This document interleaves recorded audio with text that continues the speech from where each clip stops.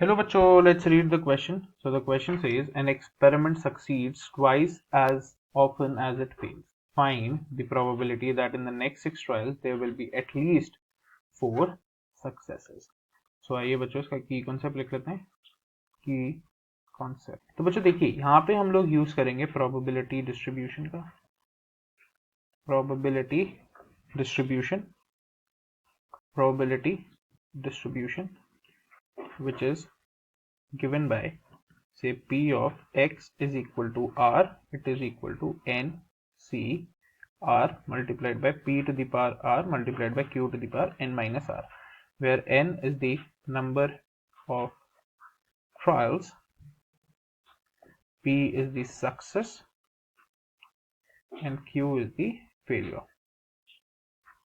ठीक है बच्चों. तो अब आ जाइए इस क्वेश्चन में. एक चीज तो बहुत है कि भाई नेक्स्ट 6 ट्रायल्स हो रहे हैं, मतलब n जो है वो बच्चों 6 है. अब हमें p निकालना है और q निकालना है, दैट वो बहुत मेरा क्वेश्चन इजी हो जाएगा. तो गिवन और लिखते हैं अकॉर्डिंग टू द क्वेश्चन. पहली लाइन पढ़िए क्या लिखा है.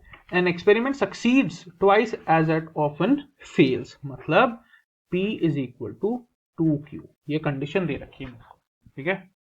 p is equal to 2q. Since q is equal to 1 minus p, तो पुट करिए. Put q is equal to 1 minus p in p is equal to 2q. तो क्या हो जाएगा. p is equal to 2 multiplied by 1 minus p. This implies p is equal to 2 minus 2p, right. 2 minus 2p transpose करेंगे तो हो जाएगा बच्चों 3p is equal to 2, which implies कि p की वैल्यू हो गई 2/3. p की वैल्यू होगी बच्चों 2/3.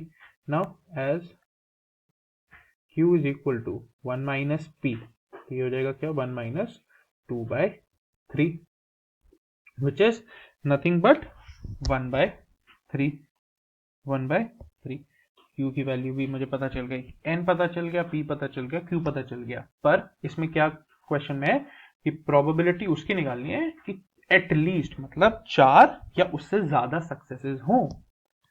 मतलब probability of x greater than and equal to 4 हो, मतलब 4 तो हो, उससे ज्यादा हो सकते हैं. तो कहां तक हम जा सकते हैं. हम जा सकते हैं बच्चों 5 तक, राइट.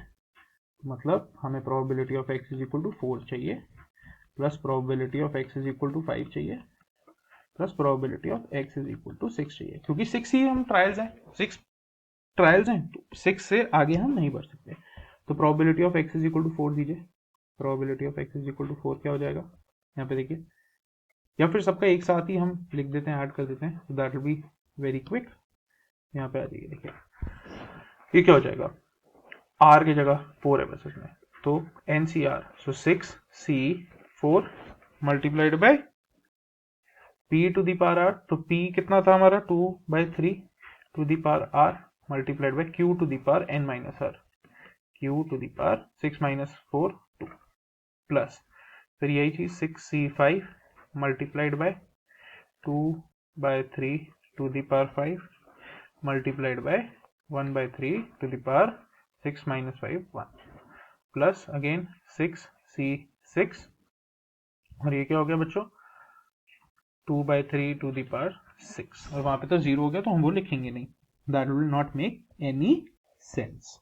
ठीक है. अब देखिए 2/3 टू दी पावर 4 मेरे को सब में कॉमन दिख रहा है, बाहर ले लेते हैं, राइट. और उससे पहले हम ये 6c4 6c5 को सॉल्व करते हैं. तो ये देखिए किस फॉर्म में दे रखा है, ये फॉर्म में दे रखा है NCR के फॉर्म में, विच is nothing but n factorial upon r factorial multiplied by n minus r का होल फैक्टोरियल. तो अगर मैं अब 6c4 को सॉल्व करने बैठूं तो this implies 6 factorial upon 2 factorial multiplied by 4 factorial. मतलब वही है, कैसे भी लिख दिया 4 फैक्टोरियल मल्टीप्लाइड बाय 2 फैक्टोरियल, क्योंकि 6 माइनस 4 का होल फैक्टोरियल 2 फैक्टोरियल होगा. और फिर मल्टीप्लाइड बाई यही चल रहा है 2/3 का होल पावर 4 मल्टीप्लाइड बाई 1/3 का होल पावर 2. फिर यही चीज 65 6 factorial upon 5 factorial multiplied by 6 minus 5 का whole factorial 1 factorial multiplied by 2/3 की पावर 5 मल्टीप्लाइड बाई 1/3 की पावर 1, राइट. प्लस 6c6, तो 6 factorial upon 0 factorial multiplied by 6 factorial multiplied by 2/3 की power 6। तो देखिए इसको काटा इससे तो ये बचा 6 मल्टीप्लाइड बाय 5, फिर ये काटा इससे तो 3 मल्टीप्लाइड बाय 5, ये काटा तो ये बच गया 6 और ये हो गया 1। तो अब मैं कॉमन क्या ले सकता हूँ, I can take 2/3 whole power 4 common, और अंदर क्या बचा 15 मल्टीप्लाइड बाय 1/3 का whole square plus 6 multiplied by 2/3 की एक पावर और 1/3 की एक पावर प्लस 1 मल्टीप्लाइड बाय तो नहीं लिखते उसको 2/3 की 2 पावर। परफेक्ट जी, यही बचा, अब इसे सॉल्व करना है हमें। तो देखिए ये क्या बना, दिस इंप्लाइज ये बना 2/3 होल पावर 4 मल्टीप्लाइड बाय ये बना बच्चों 15/9 प्लस ये बनेगा मेरा 12/9। अभी काटेंगे नहीं, हमने डिनोमिनेटर एक ही चाहिए, वो इजी होगा, और ये बना 4/9। ठीक है, तो 15 प्लस 12 27, 27 प्लस 4 इज 31। तो हम 31/9 को बाहर ले लेते हैं, और 2 टू द पावर 4, और 2 टू द पावर 4 क्या होता है, 2 का स्क्वायर 4, 2 का क्यूब 8, और ये हो गया 16, और 3 टू द पावर 4 हो गया 81। तो देखिए मुझे कहीं कटता हुआ ये नहीं नजर आ रहा है। तो इसका अगर मैं इसको डेसिमल में निकालूं, ये हो जाएगा कितना 31 मल्टीप्लाइड बाय 16, ये होता है बच्चों 496 अपॉन 9 मल्टीप्लाइड बाय 81, ये होता है बच्चों 729, राइट।